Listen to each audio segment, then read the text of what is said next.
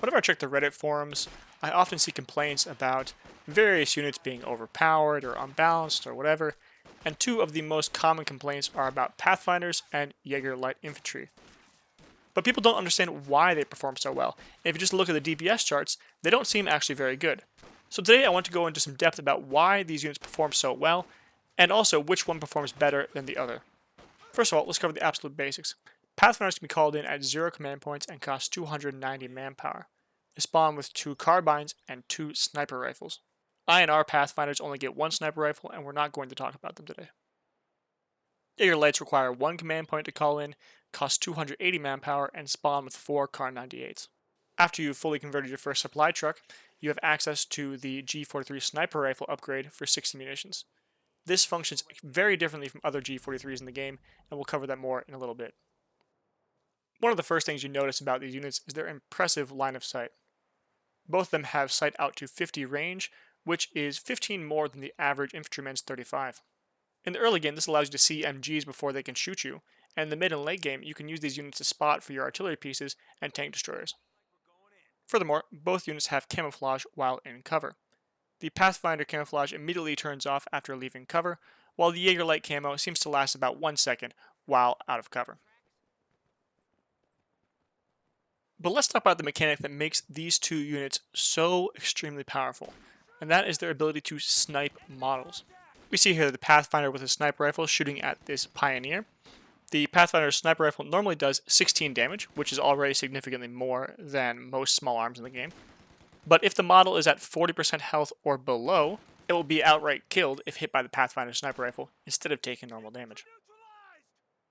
The Jaeger light infantry sniper rifle is even more impressive.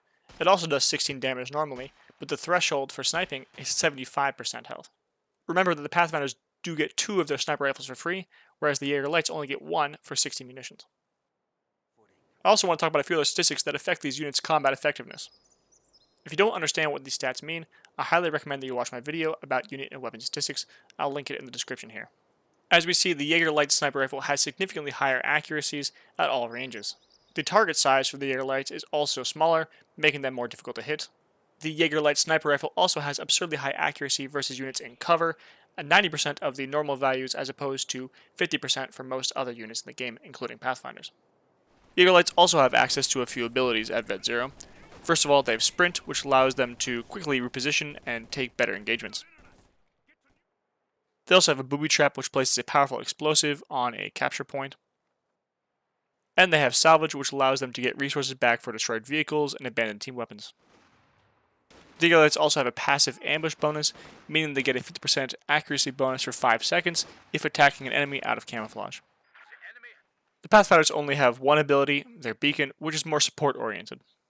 Luckily, they are free and you can build up to 3 of them around the map. These beacons will reveal nearby enemies on the minimap, and also allow you to pair-drop paratroopers more accurately. Furthermore, paratroopers can also use these beacons as a reinforce point. Now, let's see how these units stack up against each other in an early game firefight. I did these first tests in heavy cover and at Veteran Z0, and with no ambush bonus. The Jaeger lights absolutely dominate the Pathfinders at long and medium ranges. But at short ranges, the Pathfinder's carbines outshine the Kar 98s, and it's a bit more of a toss-up at this range. My advice for players who are struggling against Jaeger lights in the early game is to never try to beat them at their own game, i.e., do not engage them at long distances with any infantry. Your infantry should only engage them at short ranges or with mortar or light vehicle support. Now let's take a look at how these units scale in the mid-game. For the mid-game, let's talk about the first 3 stars of veterancy. Obviously, Jaeger lights can get up to 5 stars, but we'll talk about that later. Jaeger lights at Vet 1 unlock the Field First Aid ability, which gives them a 15 munitions aid pack, which can heal either themselves or another unit around them. After that, they get minus 29% received accuracy, also known as target size, and then they get plus 40% accuracy. Pathfinders get an additional 10% sight range, minus 20% weapon cooldown, minus 29% received accuracy, plus 14% range, which is extremely useful, and plus 20% accuracy. They also get a buff to their camouflage, which makes it similar to the Jaeger lights camouflage. I should also mention that the Pathfinder's veterancy requirements are significantly lower than the Jaeger lights, so they will vet up faster. After upgrading to weapon racks, your Pathfinders can pick up to 2 BARs, significantly increasing their mid and close range combat abilities. I did some tests this time at Variancy 3, and with the Pathfinders having 2 BARs. Again, I did not use the Jaeger Light's ambush bonus. The Jaeger Lights still soundly win at long range. Mid-range was much closer, and it could go either way. However, I think if I had done this test with the ambush bonus, the Jaeger Lights would still win it.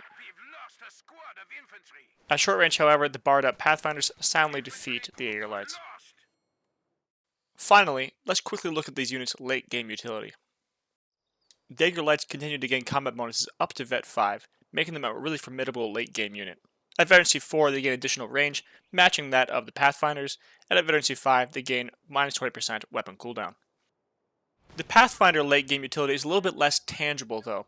Instead of a direct combat bonus like the Jaeger Lights get, I believe that the Pathfinders synergize very well with the late game USF units. Being able to covertly provide sight for units like the M8 Scott and the Jackson greatly increases the efficiency of those units. These units, while broadly comparable, are quite different on the battlefield. Because the Pathfinders can be called in at 0 CP, they can easily be spammed, whereas the Jaeger Lights have to have a specialized build order tailored around them. Overall, I do think that the Jaeger Lights are a more valuable combat unit, but the Pathfinders synergize very well with the overall USF build order. As always, thank you very much for watching, and if you learned something, please like and subscribe.